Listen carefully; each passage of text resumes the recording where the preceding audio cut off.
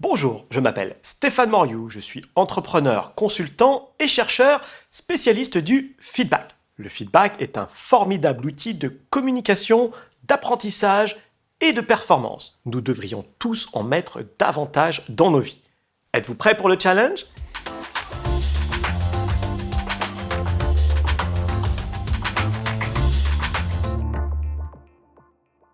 Bienvenue dans le 3e épisode de notre série. J'espère que vous avez réussi à identifier vos moteurs et vos failles et que vous êtes désormais prêt à consacrer un peu de temps et d'énergie à pratiquer le feedback. Vous en aurez besoin pour aborder notre première étape technique, celle de la demande.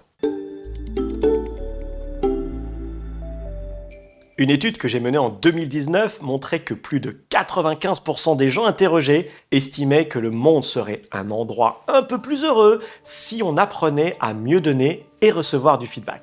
C'est une très bonne nouvelle. Pourtant, certaines personnes ont peur de demander du feedback. Et on peut les comprendre.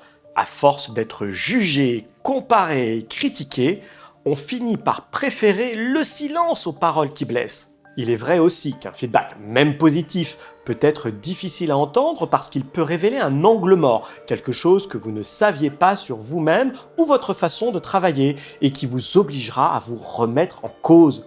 Nous avons tous des biais de perception, surtout quand nous nous regardons nous-mêmes. C'est inévitable. Moi, j'ai longtemps cru que j'étais grand jusqu'au jour où quelqu'un m'a dit que du haut de mon 1,74 m, j'étais plutôt petit. L'intérêt du feedback, c'est qu'il permet de réconcilier son identité, ce que l'on croit être, et sa réputation, ce que les autres pensent que nous sommes. Ce n'est jamais évident, mais souvent salutaire. C'est surtout grâce à ce genre de feedback que l'on peut progresser et évoluer. Pour moi, c'est une des conditions du bonheur. Alors, comment demander ces feedbacks qui vous feront grandir ? On pourrait croire que la meilleure manière de demander du feedback, c'est de dire « s'il te plaît, donne-moi du feedback ». Paradoxalement, c'est la pire. Si vous voulez que l'expérience soit constructive, il ne faut pas demander n'importe comment ni à n'importe qui. La première clé, c'est de prévenir en amont celui ou celle à qui vous souhaitez demander un feedback. Votre interlocuteur prendra ainsi le temps de bien vous observer et de noter les idées qui pourront vous être utiles. La deuxième clé, c'est de bien formuler votre demande. Ne demandez pas un feedback en général, c'est plus difficile pour votre interlocuteur, le résultat risque d'être soit vague, et donc peu constructif, soit indigeste pour vous. Il faut donc cibler les points sur lesquels vous avez besoin de feedback. Réfléchissez à vos points forts sur lesquels vous voulez capitaliser et à vos points d'effort que vous souhaiteriez développer. Choisissez-en un, puis formulez votre demande de façon très précise. Demandez à votre interlocuteur de vous donner une chose que vous avez bien faite sur ce point particulier et une chose que vous pourriez améliorer sur ce même sujet.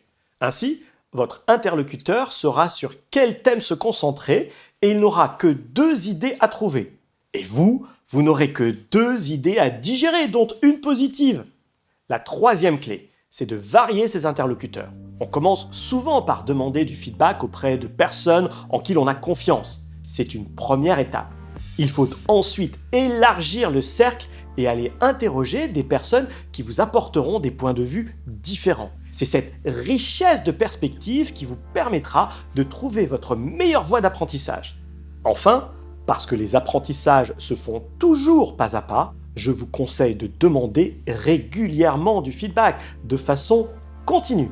Le feedback est comme une graine. Il est plus digeste d'en manger une chaque jour que de vouloir ingurgiter un sac entier une fois par an. Pour vraiment progresser, il faut demander un feedback en continu. Votre challenge aujourd'hui, c'est de préparer votre demande de feedback. Et pour cela, commencez par identifier ce que vous souhaitez travailler en vous concentrant sur vos points forts. Contrairement à ce que l'on pense souvent, il est plus rentable d'investir sur ces points forts que de se focaliser sur ces points d'effort. Rédigez votre demande par écrit en respectant la structure dont nous venons de parler. Demandez une chose positive et une chose à améliorer. choisissez une personne de votre entourage en qui vous avez confiance et lancez-vous. Je vous retrouve dans le prochain épisode dans lequel nous verrons comment réagir quand on reçoit un feedback.